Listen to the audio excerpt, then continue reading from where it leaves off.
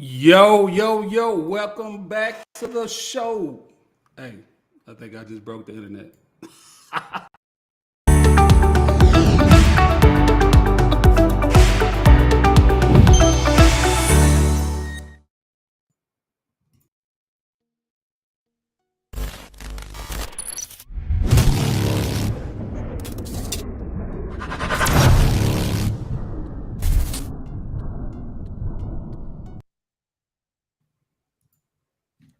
Hey, what's going on? What's going on, guys? Hey, welcome back to the show. Hey, coach, can you hear me? Mic check, mic check. Can you hear me? Let's go down here. Hold on one second. All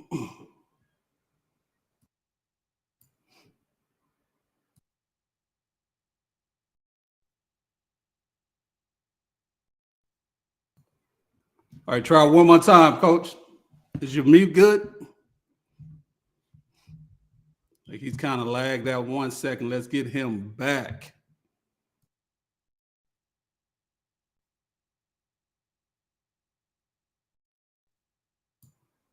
Just hold tight, guys. He has a bad signal. Hold tight.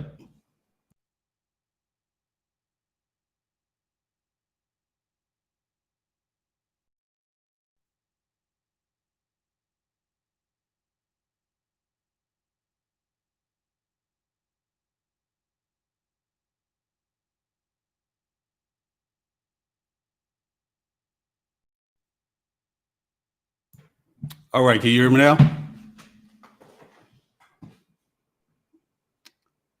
Give us 1 second. We're trying to get his audio situated. 1 second.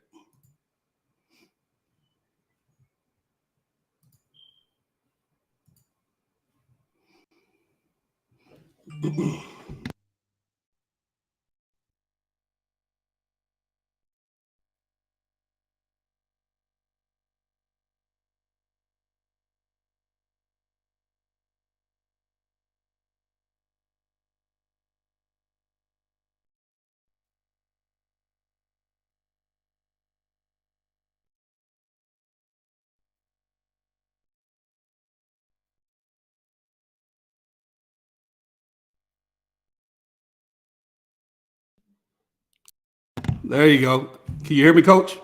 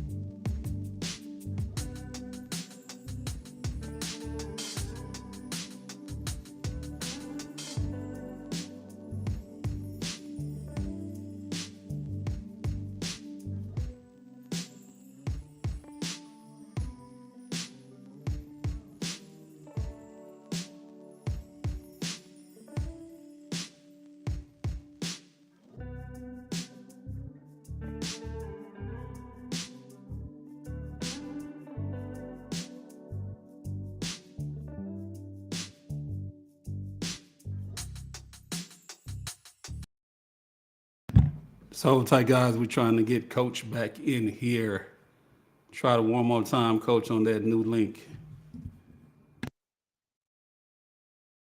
Oh, you actually clicked the wrong link. Hey, I just resent you another link. Click the one I just sent to your IG. Yeah, that link there was actually directly to the show, but the one I just sent to your IG, click that one. Let's go.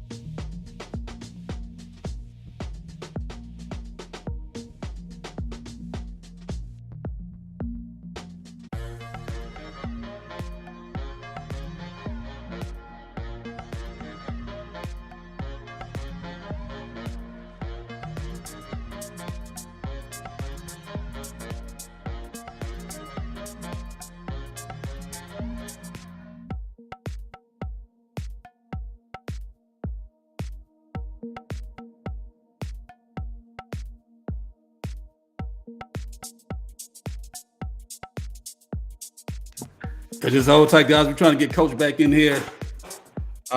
He got kicked out of the room, and he's working on getting back in here. Appreciate y'all guys for watching.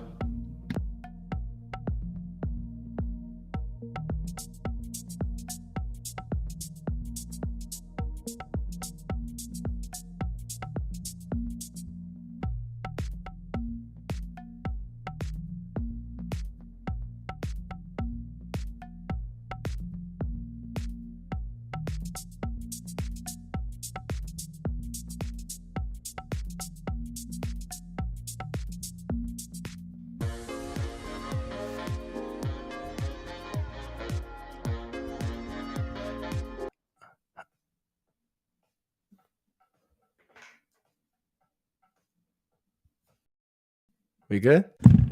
We good? Hey, I knew it was gonna happen. There we go. What did I say? Yeah. What did I say? What I knew it was gonna happen. I knew it. I knew it was. Oh man. Hey guys. Hey, for the ones who stuck around, hey, appreciate it. Appreciate it. And we got a hot show for you today. Let's hit that intro one more time. We're gonna do this right here.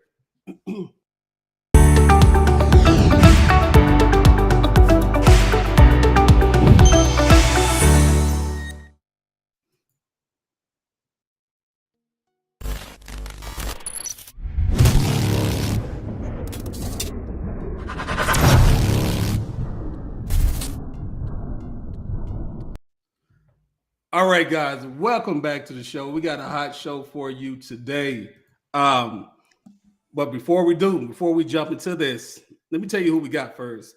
We got Keinan Briggs, sports consultant and mentor. This is going to be a bomb show, guys. This is going to be a bomb show. Before we get into this, first I want to give a shout out to my guys over there at TrackBorn. If you're looking for any equipment, hurdles, anything, starter stand, holler at my guy over there at trackborn.com. Put in TexasTrackDad. You'll also get a discount. Also, guys, go to my YouTube, go to my Facebook, Twitter, IG. Make sure you follow TexasTrackDad.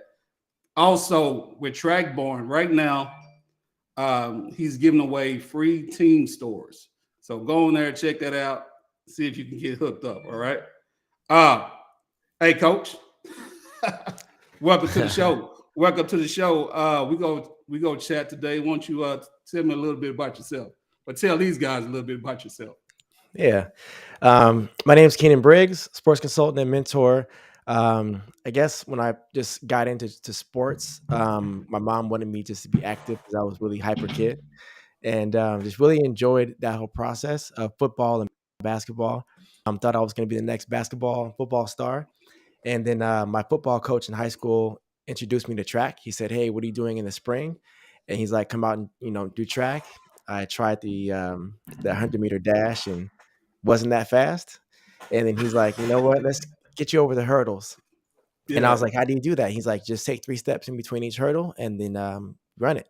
And I actually ran 3 steps my very first time ever doing the hurdles. And so his mouth dropped, and I didn't know what was happening, And he Uh-huh. eventually said, "You're on varsity," and I was able to do varsity sports for all my sports, and then just kind of kept going with junior college, then Cal State LA, the university level, and then took that into pro. Nice. And so just during that process, I was able to grow, learn, and see the opportunities that came to that process. And I told myself, the further I get with track and basketball, I did basketball in college for a year as well. I was going to be able just to give others more tips and experience that I had more, and being able to give that to the kids and help them thrive and enjoy and have a wonderful life. Yeah, that's good. And I tell you what, Coach, I've been looking through your profiles and stuff. You are very involved with your community, with the athletes. You're doing an amazing job. You're doing Thank an you. amazing job. But Coach, you got to explain something to me, Coach. Okay. All right, you gonna have to explain something to me. All right, Okay. let's take a look at this right here. Happened on that Thursday here. Breaking news in the Southland. I'm Keinan Briggs with LSTC. Coach, the wig, Coach. 2020 has confirmed a location at Modern Day High School. The date is set for January 8th, 2022. I Coach, I'm sorry. I see. Yeah. I seen that, and I had to get you on it. All right, let's jump. Hey, that's fine. Let's jump into this. All right. Tell me a little bit about League Fest. Leap Fest. So I decided to go from a hurdler jumper just to jumps. And when I went to the jump world after college, the tracks that I was on were off to the side, like the jump pits were off to the side, and some of them were behind the stadium, and it just felt like an afterthought. And so when I started with coaching high school, I was just looking at it and I was thinking, most of these kids want to go to college. And then if I were a college recruiter, I don't want to go to one school to see one athlete. I want to go to an Arcadia. I want to go to a state championship. I want to go to a national championship and see all the talent in one place. It saves me time. It saves me money. So I thought to myself, all the big championships are in the summer, in the late spring. What if there was a meet that would be able to have that type of environment where it highlighted the jumps and it highlighted, all levels and abilities, enough time for these student athletes to be able to network and see and make these connections with all. Okay, there we go. And so back in 2017, I'm gonna hold this contest called the Leap Fest, where it's youth all the way to pro, and just showcase the talent and just imagine having world class jumpers on the same runway as 6-year-olds. The That's 6-year-old is going to awesome. look up to the middle schooler. It's going to look up to the high schooler, and high schooler is going to look up to the college athlete. And I wanted to bring all that into one space. And one thing was, I watched Lex Gillette. He's a blind long jumper, and I was able to watch him on the runway. As in, I was physically sitting on the runway because we were the next section to jump. And he literally ran on the runway, ran off the runway onto the grass, back onto the runway, and jumped. And I was like, that's amazing. Like, I just couldn't Mhm. fathom how he was able to do that. I realized we don't get that same experience if we're sitting in the stands. Yeah. We don't get that same experience if we're sitting across and above. So I said, you know what? I want to be able to bring experience as best I can, feet away from the actual jumps. And Leap Fest was created, kind of bring it all together. And been it's been great. About 30 kids that came, and Hmm. 25 were my athletes.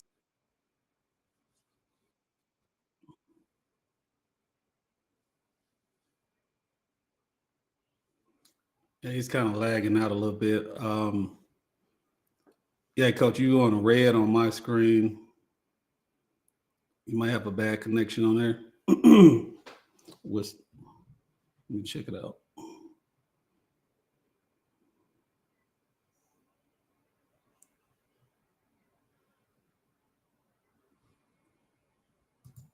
Oh, he's some good information, guys. Just hold tight. We'll get him back.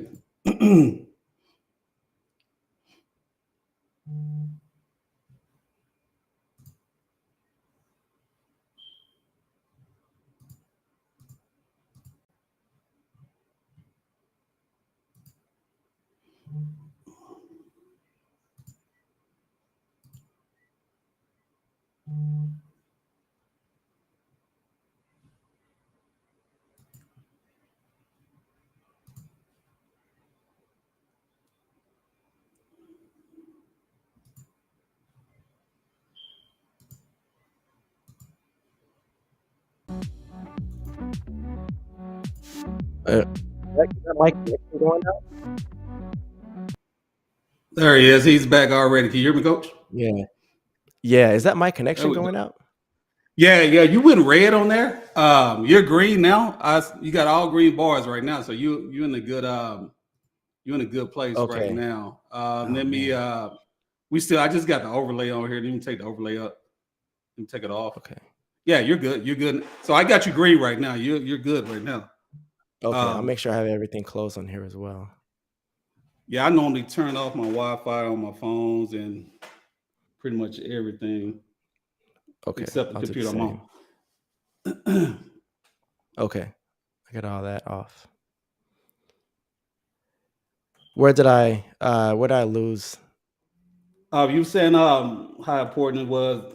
You have the professional athletes out there. You was talking about the jumper that went up the grass and came back on the track jumping.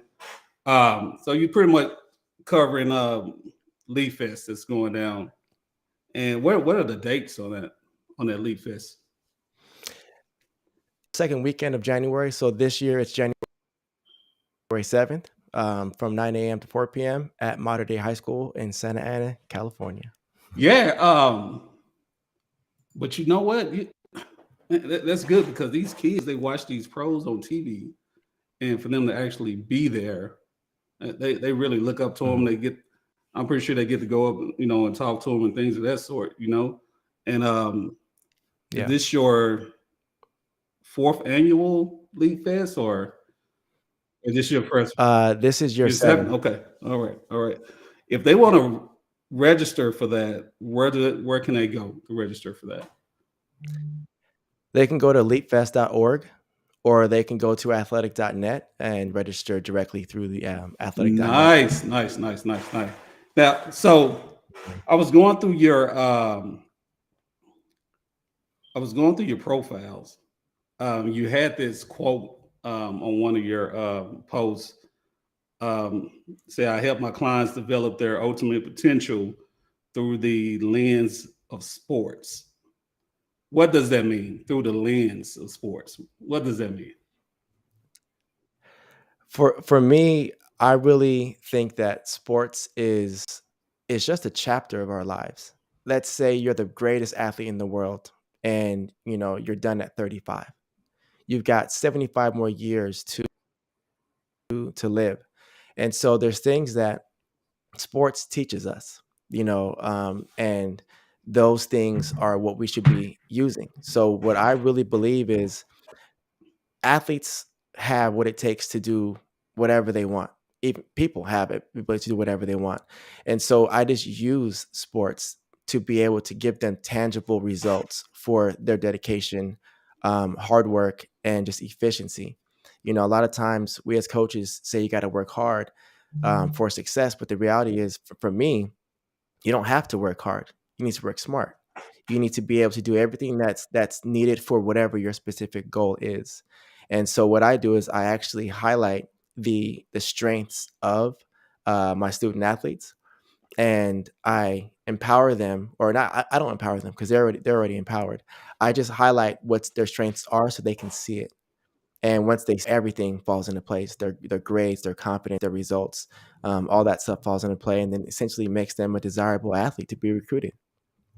You know what? That's because see, I do this every time. I do it every time. I make the list of questions. Then we get to the first question. I can't get off of it because it's such a good topic. But you have a good point that you focus Mhm. on that athlete's strong point and you build off that and not let them continue to do something that they're not good at, basically. You see what I'm saying? Um, that, that's Mhm. good. That's good because a lot of these kids, they really don't realize how good they are. They don't realize Mhm. it until you really point it out. Tell them, hey, you're good at this. Let's focus on this issue here, and you will rise. All right. Yeah, But great point, Coach. Great point. Um, is mentorship important to athletes? 100%. I've had a lot of mentors in my life, and in my teenage years, I didn't really know what to do or what I wanted. And so my coaches were the ones who told me what I should want. And, gratefully that I had coaches that told me, you're going to be one of the best in the state. And I believed them. And so as a mentor, it's our job to do everything that we can to, and then just to make them aware of the things that they may have that they're going to face, just preparing them for whatever may come. But but the mentors I've had, I had a high school coach that had no idea how to teach triple jump. No idea. And he told me, he's like, I have no idea. And so he said, let's learn together. For me, that's respectable to say, I don't know, but let's work together. And the thing that stood out the most was he actually invited me or signed me up for a leadership camp. And I was like, I'm not in leadership. I'm not in the club. And he's like, no, you're a leader. And at 16, 17, that changed the direction of my life, that I needed to um, hold myself. And Yeah, and I was willing to be the face of the program, and whatever I was doing, everyone else would do the same. So if I worked my butt off each day, then was able to hold them at a high standard, and I've kind of kept that way of thinking since then, since high school. So the mentor piece has been huge.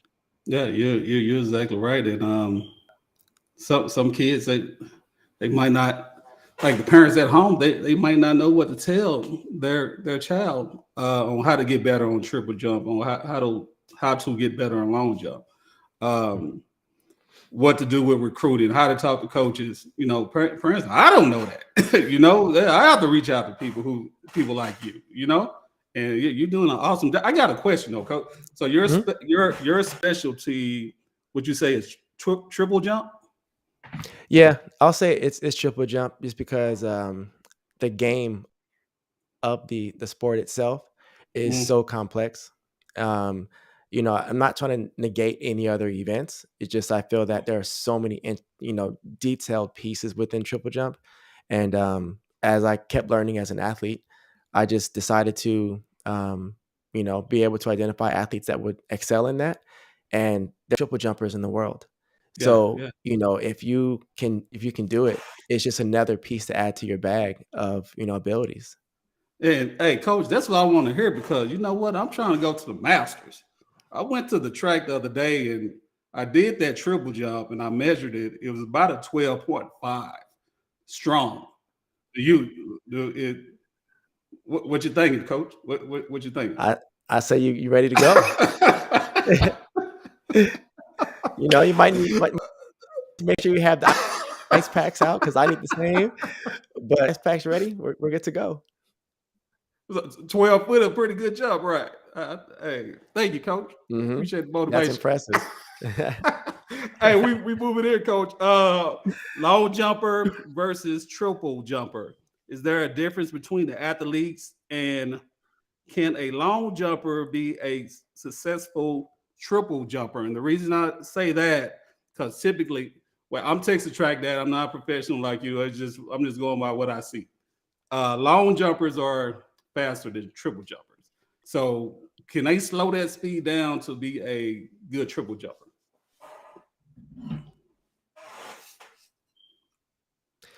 Well, I always feel the answer is yes.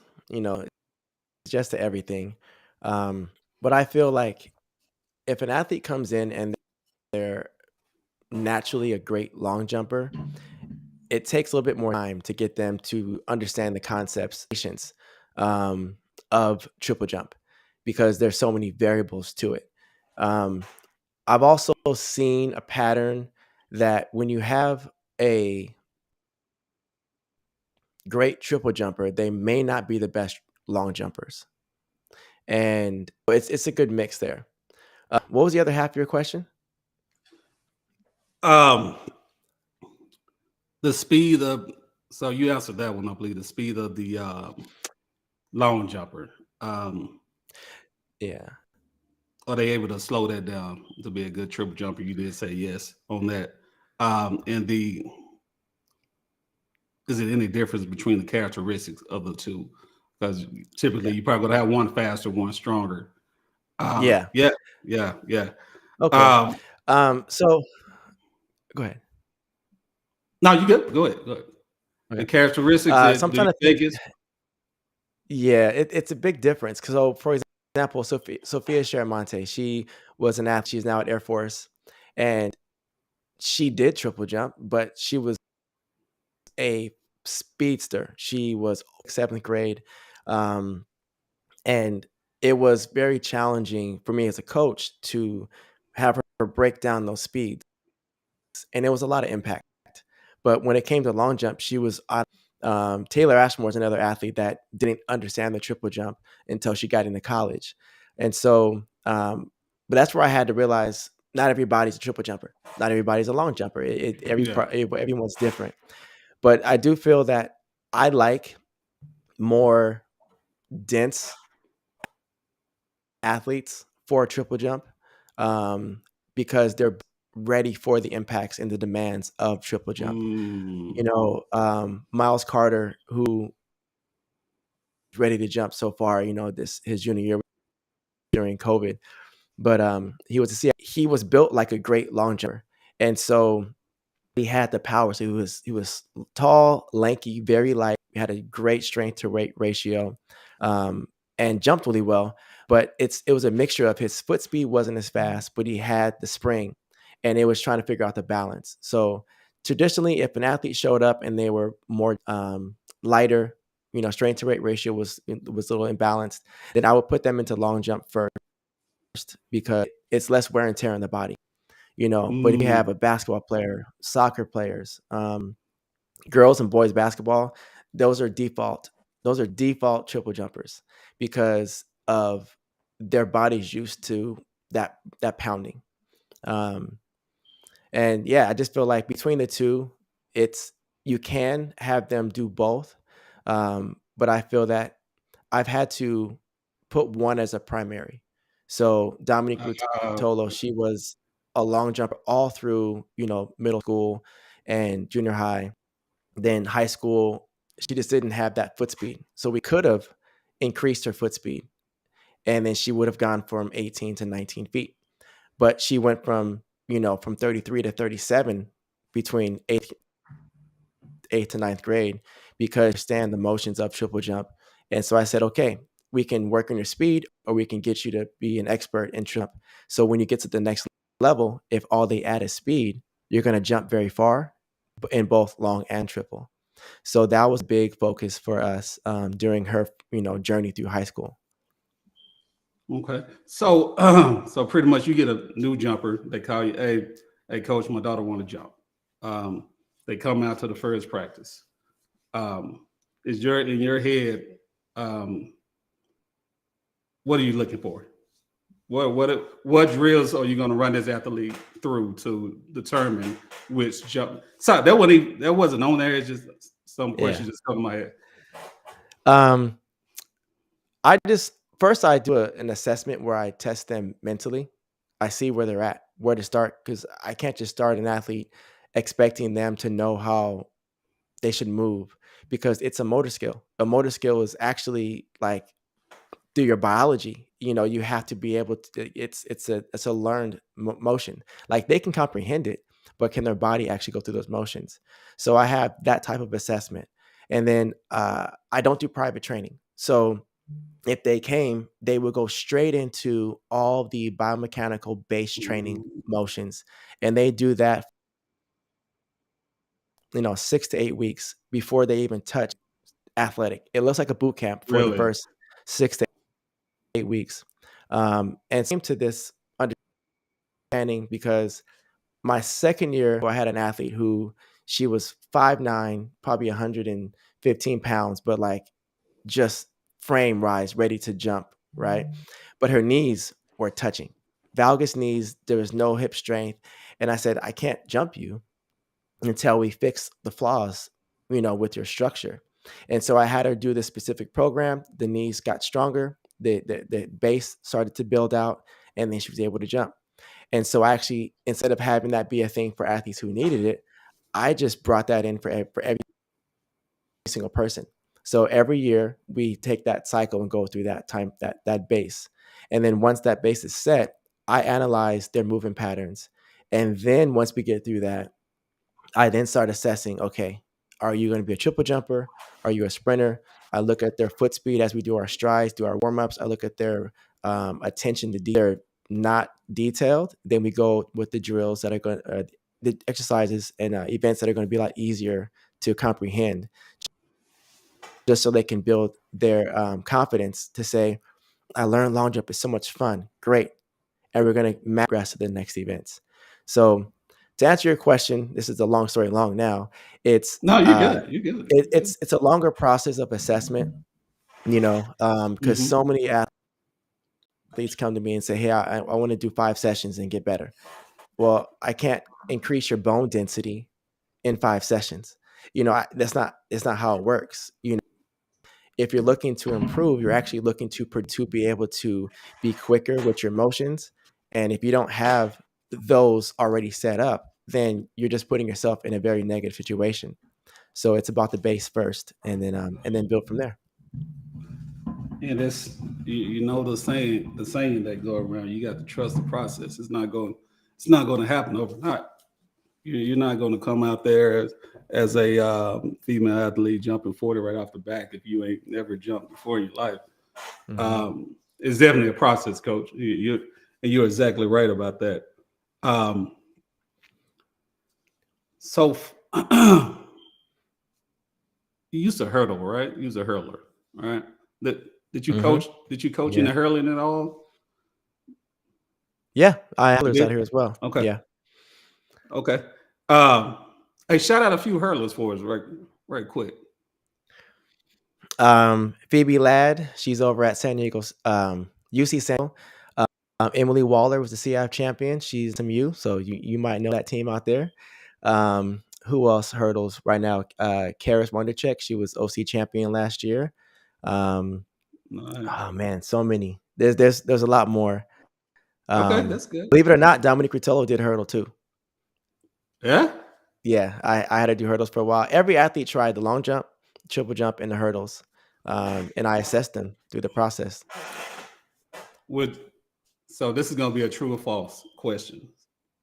Are Okay, hurdlers sprinters? are hurdler sprinters? Yeah. Yeah. Exactly. Yeah, I one agree hundred a hundred percent. percent. Yeah, yeah. I agree 100%. Oh, here we go. Sorry, I get sidetracked sometimes. Sorry about that. Got to stay focused on it. Okay. The Yeah. character. So, what do you think are some characteristics of a good sprinter and a good hurler? So, especially with hurdling and jumps, do you see them? Do you see the athletes that have backgrounds in like gymnastics? Are they more of a good jumper or hurler, or what do you think, Coach? What's some good characteristics? Uh, I like the gymnasts that come out to track. Positive is they're super strong. Their body awareness is Mm-hmm. off the charts. Um, they're durable because gymnasts typically train 60 they have their bodies just ready Mm-hmm. for war. But the running form, landing mechanics, the eccentric loads are horrible when it's used for Mm-hmm. track and field, right? As for gymnastics, is when you come to track, there's a muscle stiffness, there's eccentric load. All these things actually have to happen, and they don't, because in gymnastics you want to stick your landing, but in track you don't. You actually want to allow your body to respond. So, and then on top of that, gymnastics, they're really really toey. So it's the opposite for track and field. So I like the strength, Mm-hmm. but I do not like some of the motions that are taught when it translates over to track and Uh, field. But some of the things that I love about, or what does it take, the characteristics they need for sprints and hurdles. Honestly, it's that fearlessness. Um, when you're a sprinter, it's just all out, commit to your run. Um, and when an athlete shows up and they have horns, but they're just running downhill, I look at their running great, the gait, their strides. If they're just downhill running, I'm like, that's great. You can always enhance that and adjust the timing. When it comes to hurdles, it's a sprint. We train the same way as sprinters. The way I was taught was I'm running 110 meters and I got 10 hurdles in my way. So I was actually taught to break the first hurdle so I can keep my angles correct throughout the rest of the run. And there were times where I ran through the first hurdle and it didn't fall over; it actually mm. snapped. And I would pride myself, but the coach didn't like that because those were our hurdles. But but Yeah. there's hurdlers. I say are my favorite athletes out of all track and field, because hurdlers got headbands, they got all the drip, they got the wristbands, the sleeves, all that stuff. They do extra because not many people can do hurdles. Yeah. Everyone in the world could run a 100-meter dash right now. We may not win. I know I wouldn't, but to get over a 42-inch, a 30-inch hurdle, 32, it's very tough to do. So I think the athletes with the most in their bag would be the hurdlers. And I look for that level of confidence. I look for that level of, I'm going to go for it. And when I see that, great, go over and try hurdles. Because as an athlete trains for hurdles, it actually increases their tempo, their foot speed, their reaction time, their level of just like, I'm just going to go, which helps out long jump, which really helps out triple jump because of that foot speed. And I really improved a lot because I kept my hurdle speed and foot speed going through. So when I stopped doing hurdles as a pro, I had to figure out how to keep my foot speed up throughout my competitions. And I really wish I would have kept hurdle going through. Yeah, coach. Hurlers, they're a different breed of athlete. Mhm. They are a different breed of athlete. And I say hats off to y'all. I know I definitely can't do it. I'm still trying to get triple jump together. you know? But I'd have Yeah. been at some of those track meets and those kids fall but they still get up. They still get up and they finish. Um, I actually got to see Simone Yeah. run at Texas Relays this past year.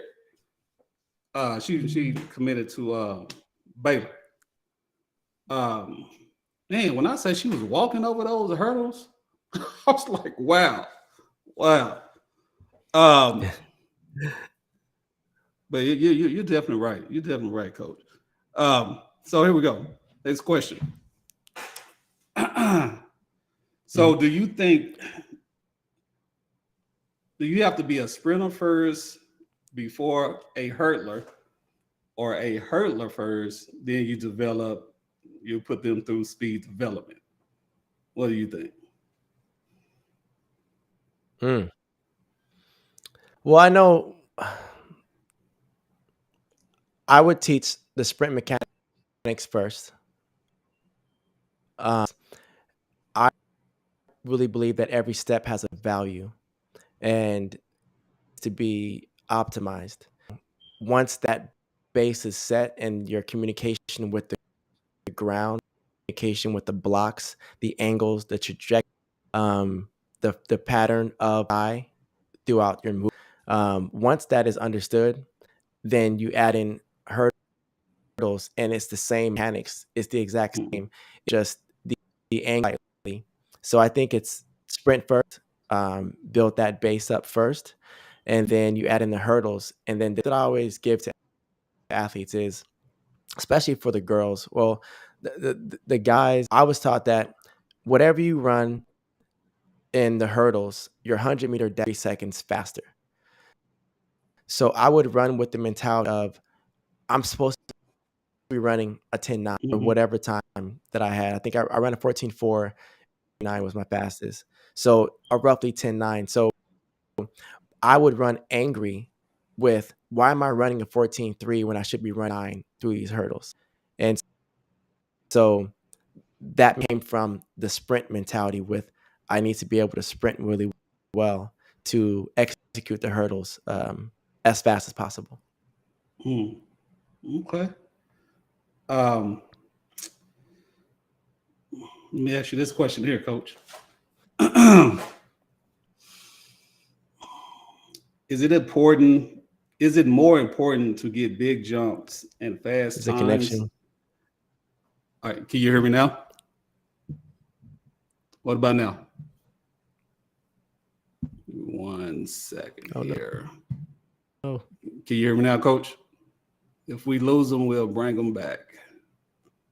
1 second. Hey, Coach, can you hear me?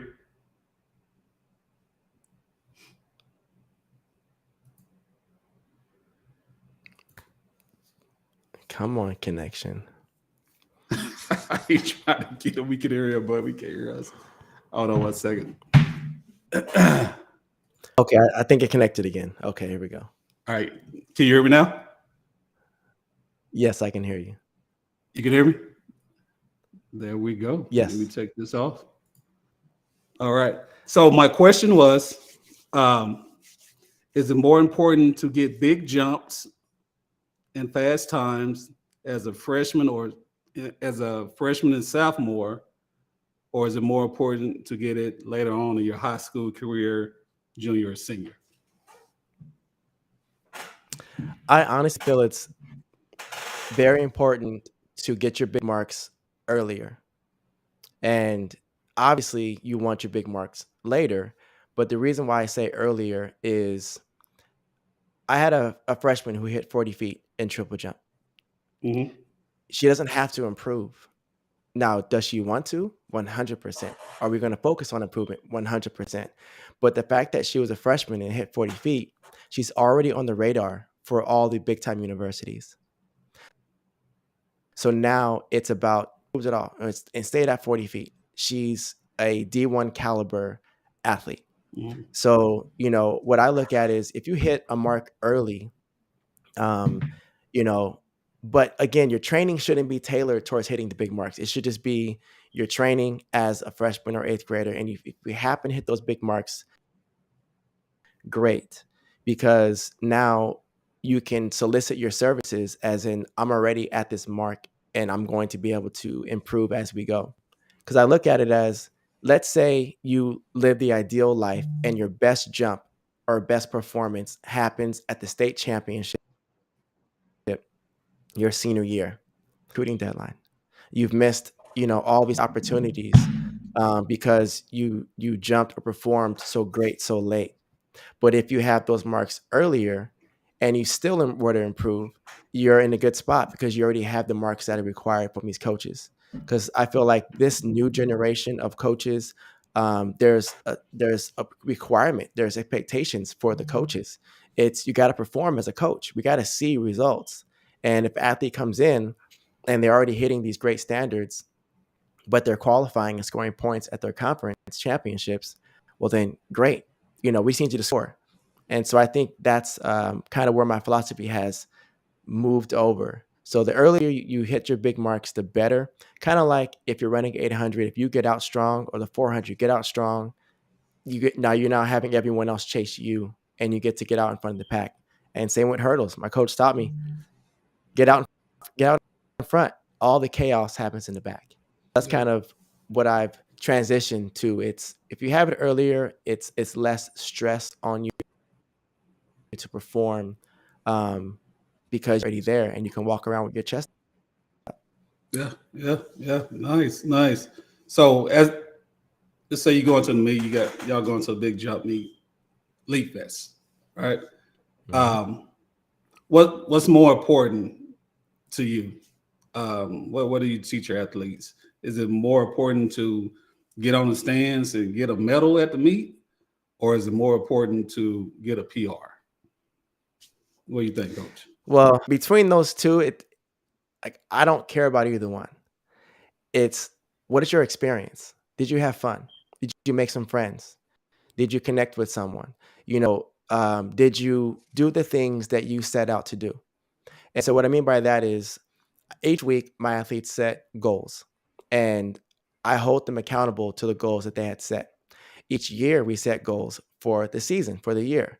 And so I hold them accountable and I train them based off of their goals. So if we get to Leap Fest, obviously Leap Fest is in January, so I don't expect anyone to be jumping far. And if you do, that's great. For my specific athletes, we're only going from six step triple, and we're wearing flats, and we're going short approach for long jump. So it's just about it being a competitive practice. And you and I both know, if you see an athlete and you know that they didn't really even try, they're just playing around, you know that that's Mm-hmm. an athlete, right? So I don't really focus on the PR. I don't really focus on the state on the platform. Now, is that part of the competition? 100%. Would I like those to be part of their goals? 100%.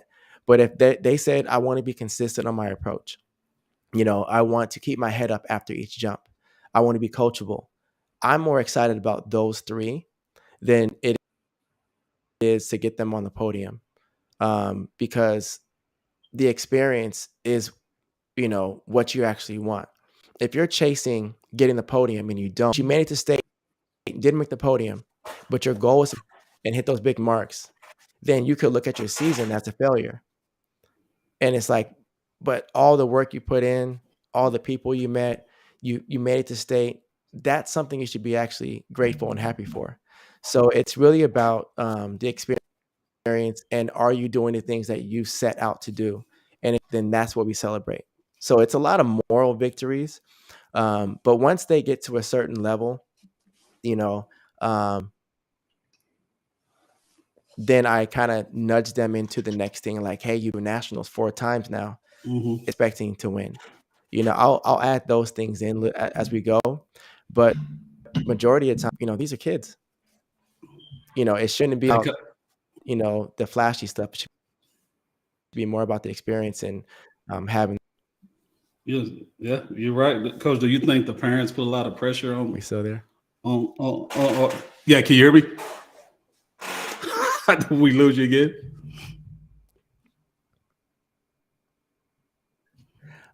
I hear you. Say it one more time. You broke up a little bit. So, do you think parents put a lot of pressure on their kids to make big jumps, and do you think that goes on?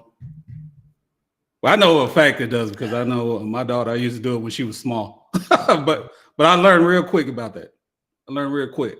Yeah. You know, what's your thoughts on that? You laugh. The answer is yeah. Yeah.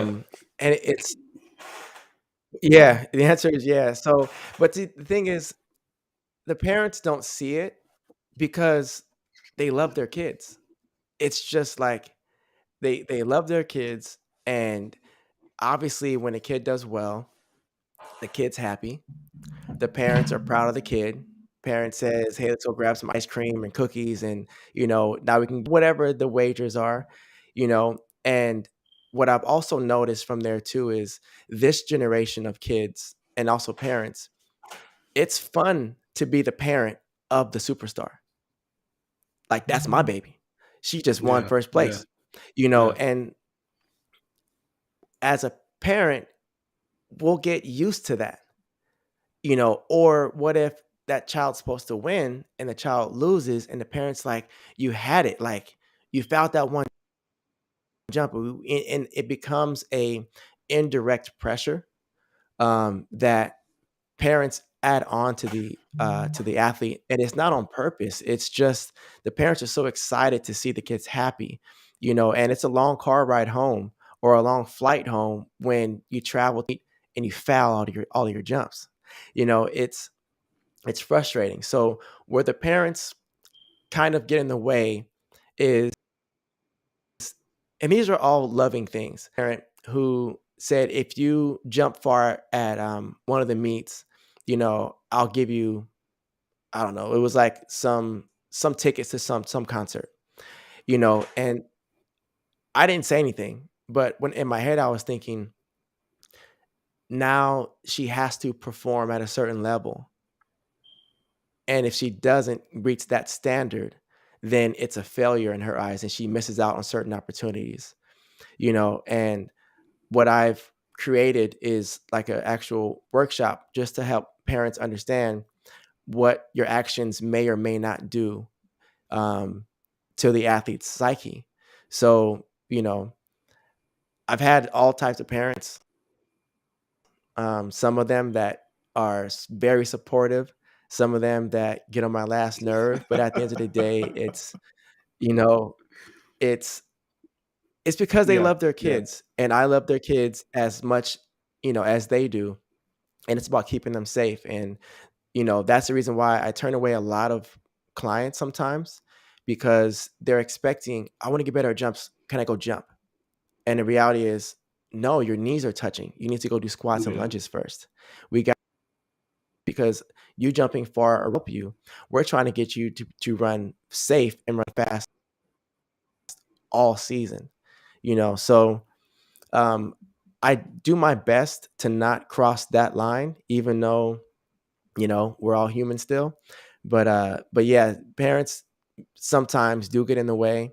I even had some parents that say, hey, I thought we wanted to get some more training in, so we went and did all these heavy squats and heavy lifts before a track.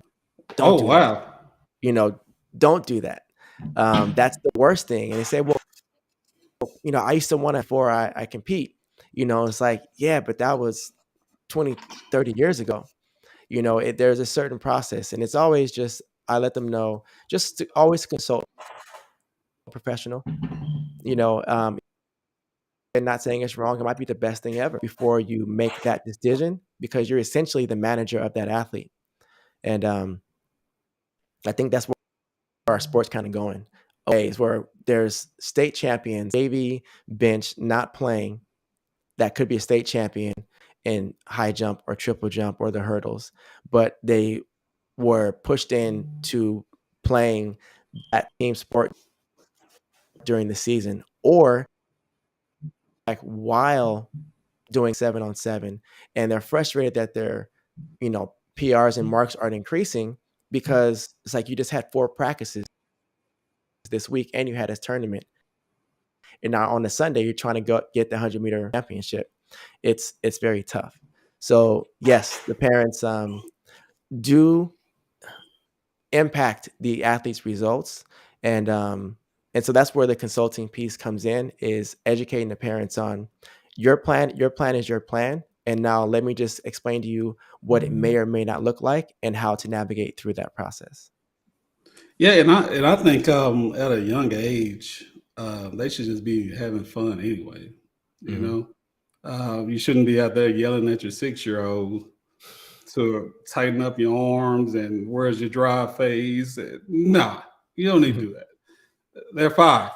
They're 5, 6. Let them Yeah. go out there and have fun. That's how I feel about it. 8-year-olds. But I'm telling you what, cause I got a confession. Hmm. I have bribed my daughter with a Happy Meal when she was young. If you win this race, you get a Happy Meal. You know how Yeah. fast they run for Happy Meals? Yep. Man, I'm just saying they run quick. Right. Because it works. It works every time. Right. And they want that Happy Meal as soon as you get to the car. Yep. As soon as you get to the car, they want it. I'm telling you. Oh man, it's just funny, man. I bought a lot of Happy Meals. I'm sorry. Let's see. Is jumpers? We just have a few more questions. We'll get out of here. Is the jumpers approach? Yeah, correct me if I'm wrong. Using the wrong terms for it. Is the jumpers approach to the pit the most important of the? I believe I have phases, right? 100%. Is that the most important? Okay. It's Explain. everything. So I work through rhythm. I've seen traditionally at the high school level, 16 steps is the long jump and triple jump approach. Steps for those who use strides, it'll be 8 strides. 16 steps to me number. So we progress with 6, 10, 14, and 18. Many athletes don't get to 18 within my program because it's just so much speed and it's a lot longer on the runway. And some high school runways aren't long enough to hold an actual jumper from that distance. But there needs to be a rhythm that is set up, and there's so many scientific forces that come in and add to an athlete's speed and position. And so, for example, with long jump, ideally you want your peak speed at the board. I exaggerate that, and I tell the athlete you want your peak speed after the board. The second you push from the board, you actually want to accelerate once you push away from the board. And we want to be able to run at our fastest speed, but the most controlled we can be during that process. So I've seen programs that have their athletes stand on the runway and run backwards to get their mark, which I completely hate. Because I truly feel that the athlete should have a mark. You should already be prepared to be able to jump. You should show up and know I start at 100. That's where I start from. I might be at 102 today because the runway's fast. That's great. So we do run one way. We're 2 feet off. Good. Adjust your step 2 feet. Runways are done. Now we can do our prep and everything else. So I have the athletes work on countless approaches.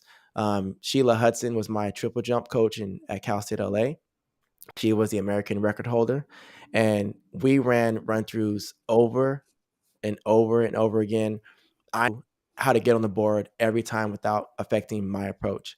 And, having the correct angles is so important. And so what I tell the athlete, have our approach, I have a practice that teaches them where to get their approach. A full practice of, if you're on a 24-foot board, how far are you away from the board? Where's your approach? Adjust it. If the measuring tape is on the wrong side, I go through all those details. This is even for the younger athletes. And so once they get into a rhythm to where they're not thinking at all, they just run their rhythm. It's their instinct now. Now I can get them consistently on the board because we've now worked on that approach. Their job is to go through the jumping motion. Long jump. The approach is the sport. Well, jump itself is the result. So if you're in the position at the board with the correct speed, in the correct body parts moving where they need to go to, you have to jump far. And I talked to Coach Jeremy Fisher, and I asked him, like, hey, what's different that you guys do at the pro level? And he literally said, it's the exact same thing. They're just bigger, stronger, faster. Wow. And I was like, that makes sense. And he's like, we honestly really focus on a large portion of our training just on the hop. Fix the hop, fix the hop, fix the hop. Because the rest of triple jump is all bounding. It's just 2 bounds. So if you can get the hop, which is the most unconventional movement you can think of, to land on the same leg twice, who does that? It's like you're ready to go. So 100% the approach for high jump, long jump, triple jump, once you're and mastered, then you can really start to play with the jump itself. Hey, Coach, one of you should mention high jump. I got a question for that. We really don't hear much about high jumpers. We all know it's a big time sport. Um, Mhm. what does it take to be a good high jumper? Do you see more basketball players coming doing the high jump, or what do you think? Um, well, the first part of what does it take? It takes a coach. You have to have a coach. You have to have high jump shoes. Those are two things. A coach, which is time, gonna cost you $60 to $100. So those are two things Mm, you have to have. Um, yeah. and like my freshman year, I think I jumped 5'10", um, and I was taught how to jump. And seeing a bar over your head is intimidating. So it's literally a coach like calms your nerves. A coach reassures you safe. Safe. If you don't have a coach in high jump, it's very, very tough because you can't coach yourself in high jump. There are too many variables. There's too many. I always say that high jump is a five-dimensional sport. There's five dimensions, is what Mm, I say, because you have your different axis. I guess I'm gonna say axis, probably the wrong word, but different axes you have to work through because you might have uh-huh. an athlete that is two inches too close to the bar. Well, in a two-dimensional realm, you say back up 2 inches. Makes sense, like triple. But the reality is it's not. You have to actually have an equation. You might have to go out 3 inches and back four just to get that 2 inches to actually happen. Then you have the athlete's posture and turn and the angle of their forces within the actual their J. Like so many variables that are happening. I say it takes a coach to get that going Uh-huh. because it's those forces and the athlete happens to be too deep in the pit and they leave from the middle of the pit, well, that athlete can actually get seriously injured because now they missed that itself. So all these variables are needed and you have to have a coach. And I don't know if there's enough coaches out there that actually see. And when you do have that coach, they typically get bumped up to the college level because there's more money Mm. available there. I feel that this might be going on a tangent, but I feel that our No, sport you're good. You're good. is inverted. Our sport's inverted. Now, should in the 80s is where, the top knowledgeable coaches were at the college level. So it was like, you got to go to college to eventually go pro. Well, now it's like you might get $2,000-$3,000 stipend to work 75,000 hours during a high school season. Saturdays, between 3 to 5, and you can't work a 9 to 5 job. And then you work with these athletes to get them better and have enough money to pay for your gas. And then you go to the college level and you might get paid more, but now you have less athletes to work with. A jump team might have 10, maybe 12 athletes, boys and girls, but then you might Hmm. have 75 jumpers on my high school team, you know? And so it's like, where are all the kids? And the kids are all at youth levels track, whether it's youth, then high school, and then the ones that finally make it through, the 4 to 5% make it through to compete at the college level. Well, that run track each in the United States, 5% is a very small number. And I think that number is low because we don't have the knowledgeable coaches.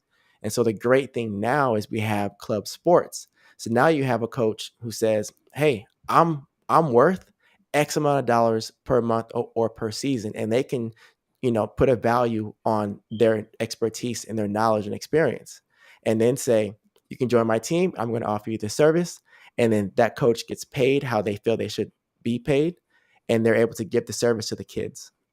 And so Right. that's where you get that big improvement, with the athletes, and where you see the drop off with high school is because I feel that some coaches aren't valued how they should or could be, simply Hmm. because the system of track doesn't have the funds to be able to pay 6, 7 coaches, which is needed for, high level track and field programs. I know I went on a whole tangent. No, you you're, know, you're fine. You're fine. You're fine. Hey, man, that's why we're here to talk track and field. right? That's why we're here. Uh, so, are you seeing more athletes coming out to the high jump? What you think? No, Yeah, it's really? less It's less. kids are yeah. Okay. The one of the reasons that I see is a direct impact is, I mean, I'm in California, so I know with Texas and California, there's so many choices of Yeah. sports. We got kids doing beach volleyball. Like that's a sport Mm, that's not as popular, but it's growing rapidly. So now mm, that takes 6, 10, 12 kids away from track and field. It takes that many kids away from gymnastics and etc. So you have so many sports that are being played that it then brings down the numbers for track and field. So uh, it's less high jumpers. Like I physically had to go onto campus and grab JV basketball players and say, "Come do track, play basketball and do track. I wow. got you." And that's the year where I had an athlete jumping 47.8. He ended up getting injured. And then the next best athlete that won CIF was my athlete, Anthony Salazar. And so, like, to say I had theoretically two CIF champions on the same roster on the depth chart, says a lot about the program. But I literally had to go grab these kids off the bench and say, play club basketball and then come do track during that worked out for those athletes. And it was fun playing basketball with them. We're all dunking and stuff. So, but yeah, there's so many sports that are being played, and now you have 7-on-7, which is in the way for track. Yeah. It's great for football players. I love it. Like I'm a football fan, but it all year round, and now you don't have the Mm, kids getting exposure. Like AJ Collins, who went to UNLV, um, 43.11 was his sophomore year, triple jump. Like he just learned it and then went out to football and broke his ankle. ah. So he recovered and everything was great, but he couldn't triple jump because that it was a lot of wear and tear on screws on his ankle. But he was a 6'4" high jumper senior year and he was a 6'4" athlete. So he sold the services of, hey, I want to go to UNLV. There's no track program for guys, but here's why I'm a better receiver than the other ones that are being recruited. I'm a 6'4" high jumper. Coaches see 6'4" and they go, ball height. You're going to be able to catch deep balls and out jump the other athletes. Yeah. Yeah. We're going to recruit you. And so many parents get stuck in the football realm when it's, if you ran with a great program, because you still got to find a great program that's going to keep the kids safe, and you focus on putting the football down and getting better as a athlete, because track and field develops athleticism, not the skill, it develops athleticism. Then you go back into all your off-season summer conditioning with football, you become an elite level football player because you add back in the skill. But if you're doing football and track at the same time, you're actually depleting the athletic improvement that you should be able to get. And then you're essentially slowing your process down. So I'm not saying don't do football, but what I'm saying is, what is your overall goal? What's your end result? Because track and field is going to not only get you conditioned, but if you're in track shape, you're in shape for everything. Track and field gets you in shape for everything. If you had a basketball player who is in track shape, they're going to play defense. They're going to start every single game. They may not make a shot, but they're going to guard the best player. And they're going to be bouncy. They're going to be springy. Track and field athlete that plays football, they're going to be able to run all the time. And running 10 gassers is going to be easy. Why? Because they're not doing plays every 30, 45 seconds. They're running all out for a long time. And it just, track and field conditioning is really was what sets you up for long-term success. And if you just spent one season out of the 4 seasons, right, just focusing on your conditioning, you're going to see a huge improvement. The conditioning could be track, it could be just hiring a personal trainer, doing your conditioning, but it's going to change your value as a student athlete when it looks to getting into college. Yeah. Hey, like I said, I got to agree with you. I have to agree. Um, Track is it if you strengthen yourself in track on your off season, of course, when you go to your, I guess your main sport like football, you're gonna be faster, moving quicker, But that football is so brutal. You Mhm. do it year round. it's gonna take a toll on your body. Give them a little break. Hey, let them go track. I'm not saying you won't get hurt in track, but it's not a physical sport like football. And if it's Mhm. just 7-on-7, it is what it is. I'm a football guy. I get it.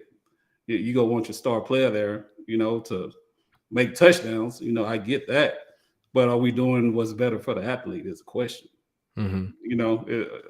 Are we doing what's better for the athlete? Are we doing what's better for the team? Yeah. That's what parents got to look at too. If my son is going to be better, if him doing track on this off season will make him a better football player in football season, he need to go to track practice, Yeah. not 7-on-7. Yeah. He need to go. If he go to track practice, he go in running a 4 or 5, come out of track practice into football running a 4-4 or high 4-3. That's a win right there. Yeah. Yeah. 100%. That's a win. You know what I mean? But I'm just track that. I don't know nothing. Yeah. That's how I feel about it. Mhm. Um, but yeah, Coach. That's all my questions. Do you have anything that you want to talk about? Something I didn't ask you? You want to go over that League Fest again? Give them the dates and where they can go register. Yeah. So come out, spectate, compete. It's all ages, all abilities. We have the pole vault, we have long jump, triple jump, and high jump. Obviously, there's certain restrictions. Like I don't want just new athletes coming out trying to do pole vault. So that's a very specific thing. I have USATF officials that run the meet to keep the event safe. The results are going to be on athletic.net. We have media coverage by Mile Split, who comes out. I got interns that are going to be doing interviews. I have professional photographers to get action photos of you guys. It's a vibe. I hire an MC. So Damian Lucky Smith just keeps the whole event hype, walking around, and he's a track guy. He's a triple jumper, so he understands what a good jump is. He understands the work ethic behind it. He does his research. He actually knows who's competing, and gives them shout outs and all that good stuff. It's a festival. It's designed to have fun and just see and meet people. 2019, Will Clay and the USA Jumps team came out. So, a lot of the athletes were surprised because they're like, I was jumping, I turned around and Will Clay's sitting there looking at me. I'm like, yeah, because the track and field community gets to come together more. Just how pole vault and the throwers, they're so together. And so I'm looking to help just add more to our community with track and field and bring more lights in areas. And then the other thing that is the COVID experience uh, affected the competence of the kids because they were taken out of their rhythm, their their everyday habits. And then from there they were lost virtually 2 seasons, like a season and a half. And so now the junior and senior class actually missed out on a lot. And especially the juniors now were going into high school. So they missed out on a lot of things. And so what I did was to just watch her, the athletes,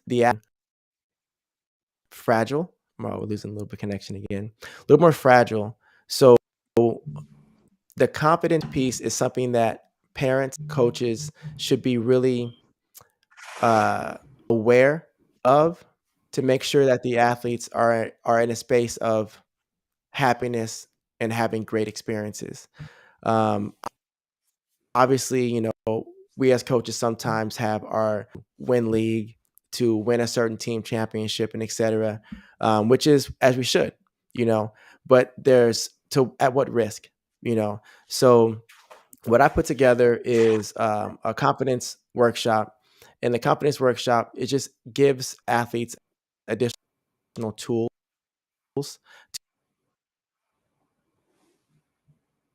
to help manage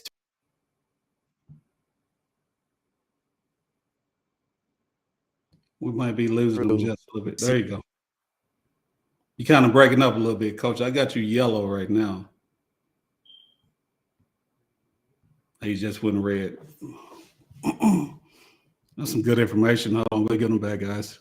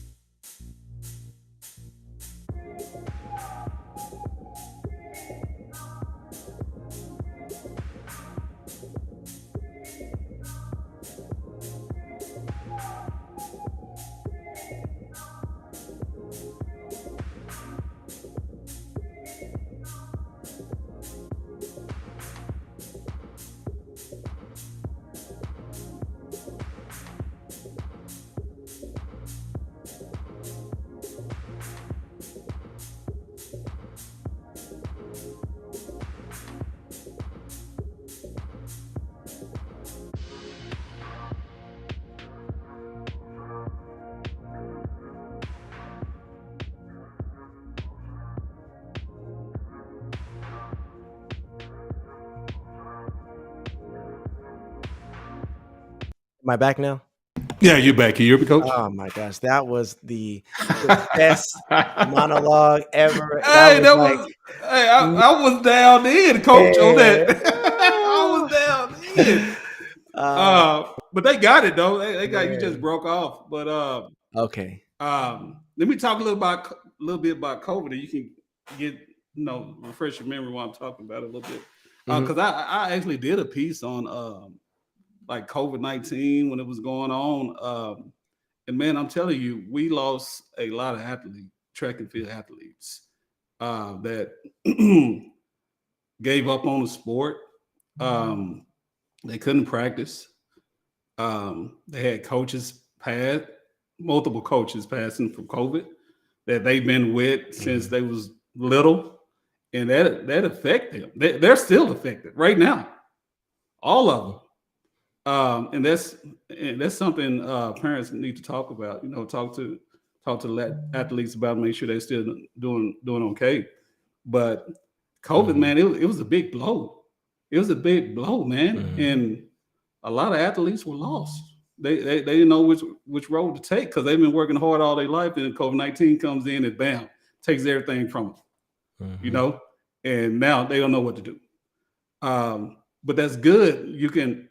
That's good you got that going on because a lot of people don't talk about that. A lot of people don't talk about it Yeah. because they was affected, parents was affected, coaches were.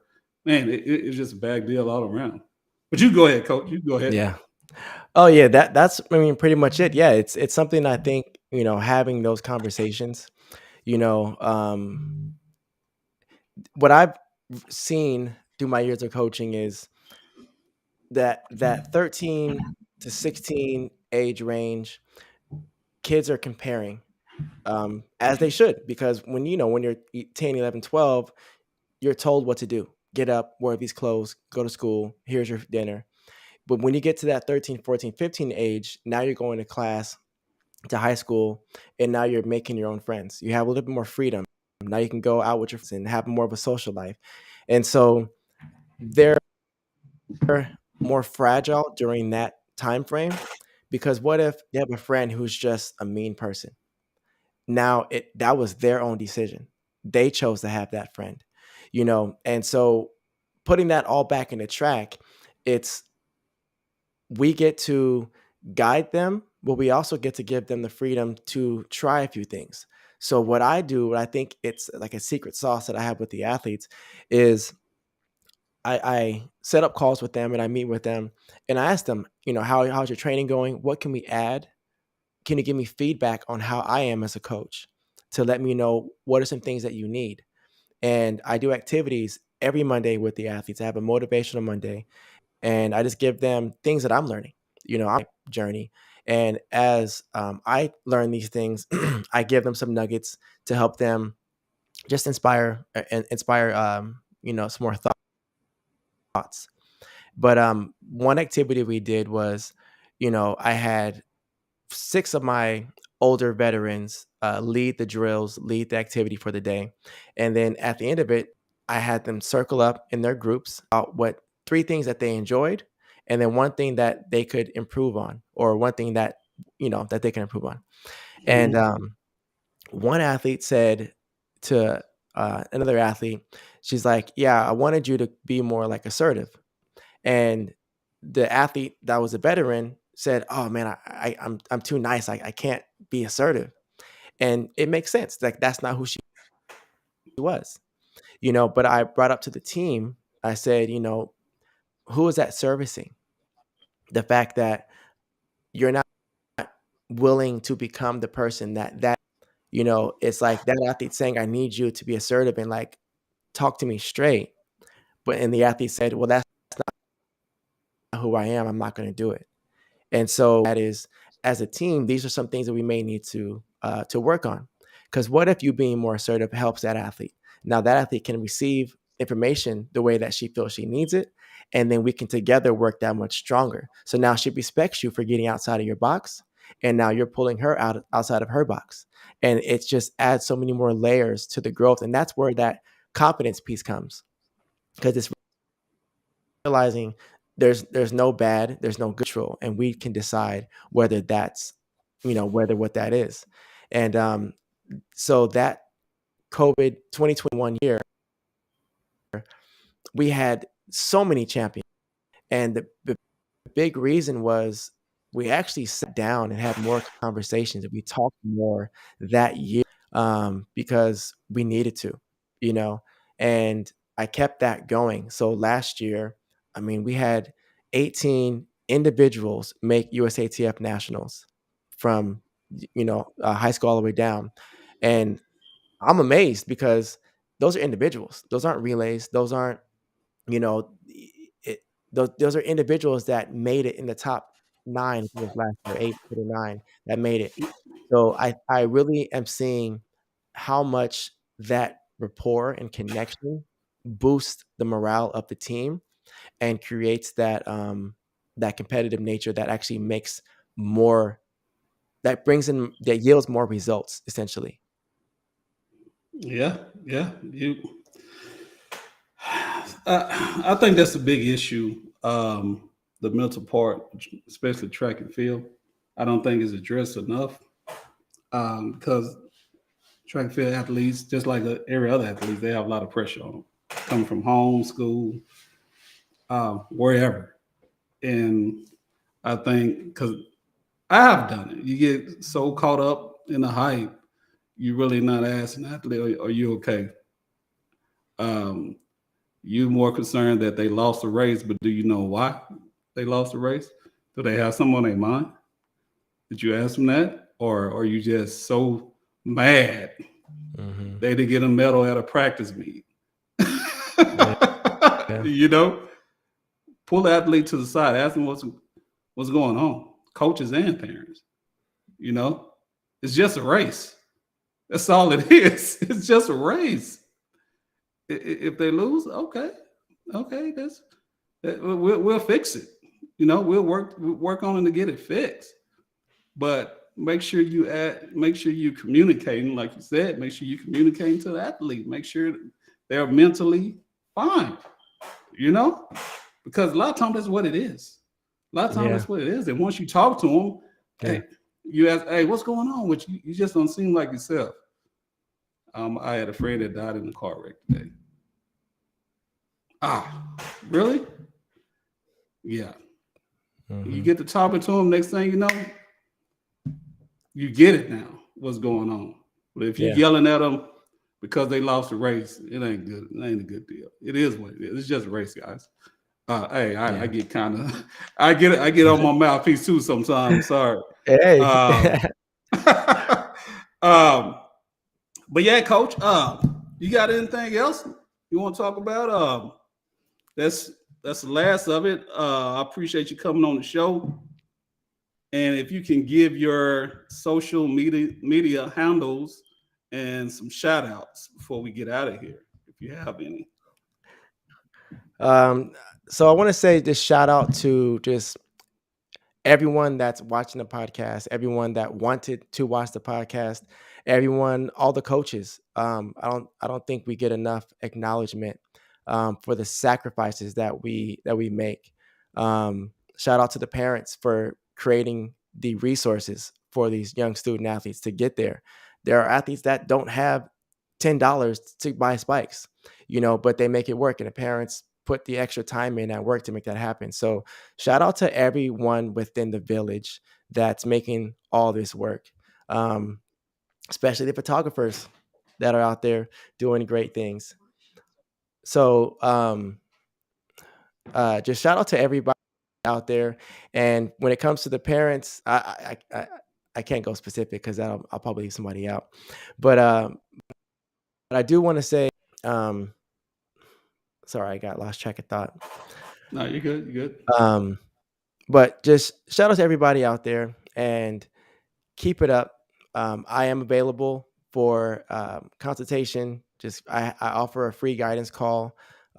Just if you have something you want to talk about, I can give you some ideas, things like that, and also let you know about the services that I offer, such as the confidence workshop. I do DVAs. A DVA is a digital video analysis.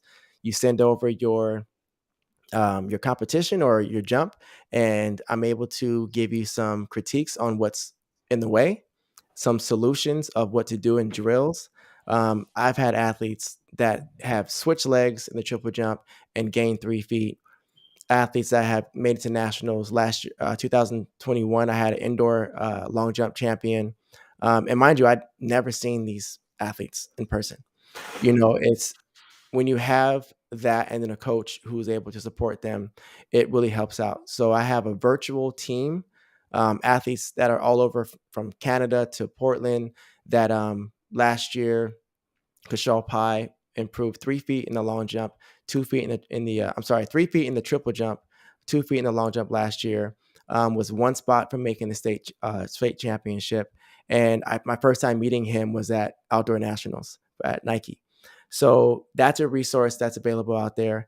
And yeah, just check out my YouTube channel. I have over 1,000 videos that you guys are able to learn some tips. Coaches, I'm available for any type of just conversations. Yeah, I don't know everything, but we can learn things together, and really grow as a community to be able to offer the best for these kids.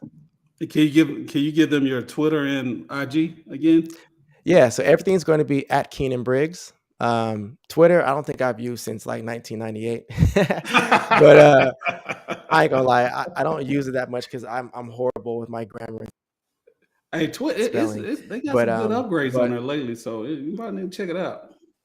well, if they have spell Yeah. check, let me know, okay? um, but I will say, it's Keinan Briggs. I have KeinanBriggs.com.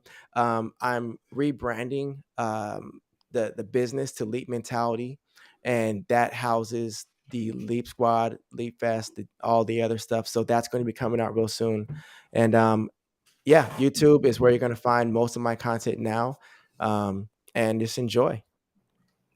Yeah, guys, I have the YouTube is there on the screen there. Put it in. Go make sure you go follow and subscribe, and also hit that notification button. So when he posts stuff on YouTube, you'll get the alert. You go straight to it. Do you have any unsigned seniors at all?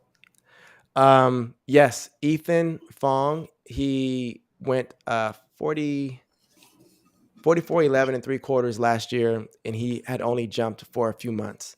So I think his first time jumping was at league. And then I did a DBA for him. He made it to state, and he kept improving. He's going to jump very, very far. Who else do I have? Sophia mentioned she is a senior. She's a hurdler. She's got to be 6 feet tall, ready to jump, or ready to run very fast in the hurdles. Karis Wondercheck, she's a basketball player, also track, and she was last year's Orange County champion. Matthew Yu, Tom Drew out of Beckman High School. There's a handful. So if you have interest in athletes, send me an email at info@KeinanBriggs.com. And I have a bunch of not just good athletes, they're great people. And I've had many coaches say, I just want on the team because I know that they're going to be able to keep this team together because athletes have been durable. Dominic Rutola was Pac-12 champion last year, 7th in the U.S. last year, and Madison Lyon over at Oregon State, just doing great things at the next level. Sophia Hartwell at UCLA. So it's just I build their base and prepare them for the demands of the college level.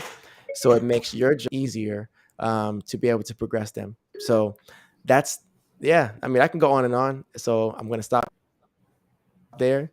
But yeah, there's a handful of athletes that are looking to go to college and have the requirements when it comes to being qualified to go to the next level. Nice. I'm also so probably next week sometime I'll get a little clip out of all those unsigned seniors you just mentioned, and I'll shoot across social media for you.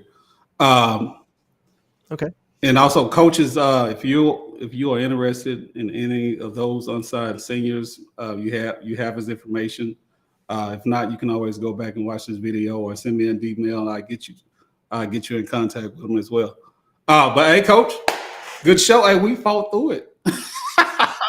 We fought through it. With the stream, it's not perfect. It goes out and it has all types of stuff going on sometimes, but hey, we kept on trucking. Good show.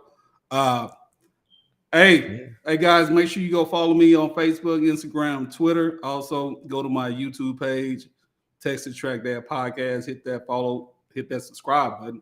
Also, hit that notification. Any last words, Coach, before we get out of here? Thank you for doing what you do. It's really appreciated, and I acknowledge you for, again, sticking with the whole process and, just giving coaches, parents, athletes a platform to learn, educate, and just expose the sport. Thank you.